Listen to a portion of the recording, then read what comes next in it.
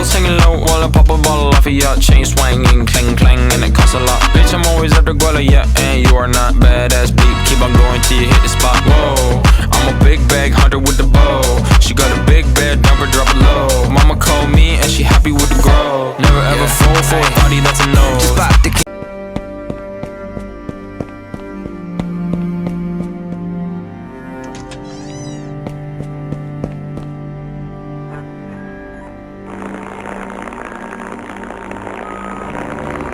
Kami, bangsa Indonesia, dengan ini menyatakan kemerdekaan Indonesia.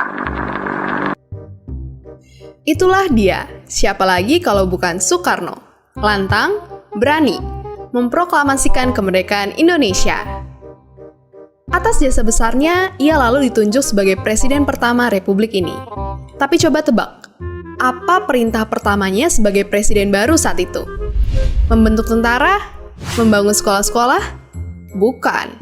Perintah pertamanya adalah memesan 50 tusuk sate dari pedagang di pinggir jalan, lalu memakannya dengan duduk di pinggir selokan. Itulah dia, Soekarno, bapak pendiri bangsa kita. Jangan lupakan bahwa ia tetaplah orang biasa, sama seperti kita semua.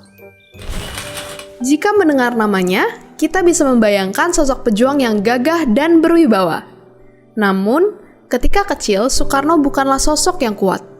Hidupnya hampir tak terselamatkan, menderita karena sakit-sakitan. Sampai-sampai ayahnya mengganti namanya dari Kusno menjadi Karno. Entah kenapa sejak itu pun Soekarno seperti terlahir kembali. Ia tumbuh besar dengan sehat, menjadi anak cerdas yang berprestasi.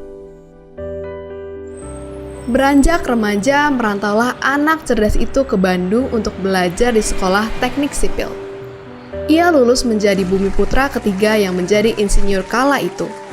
Tapi sang insinyur justru lebih jatuh cinta pada seni dan keindahan. Ia lebih suka merancang gambar menjadi bangunan. Kecintaannya pada keindahan juga ia temukan pada sosok perempuan yang menjadi ibu kosnya.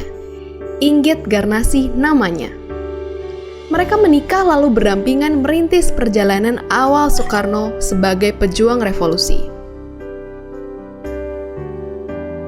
Tahun-tahun berikutnya diisi Soekarno dengan perjuangan.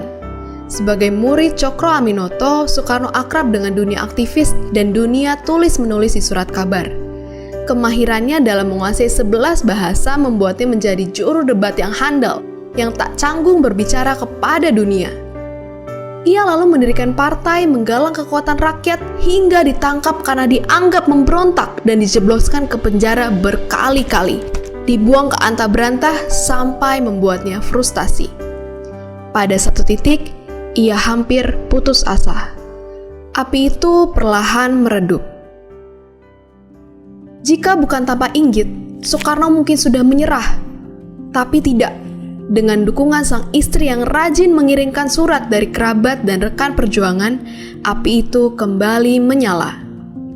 Dalam pengap kurungan penjara, ia menuliskan pemikirannya dalam pidato pembelaan. Indonesia Menggugat, judulnya.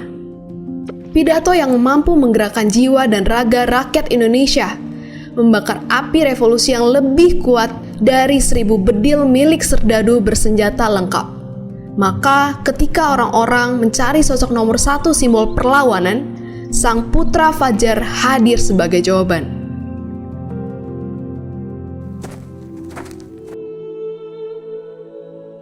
Berbicara tentang Soekarno tidak akan ada habisnya.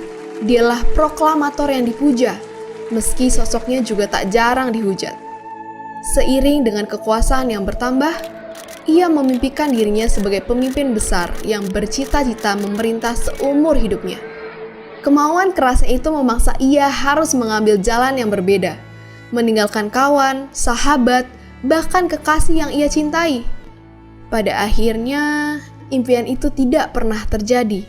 Pemimpin besar itu justru pergi dalam sunyi.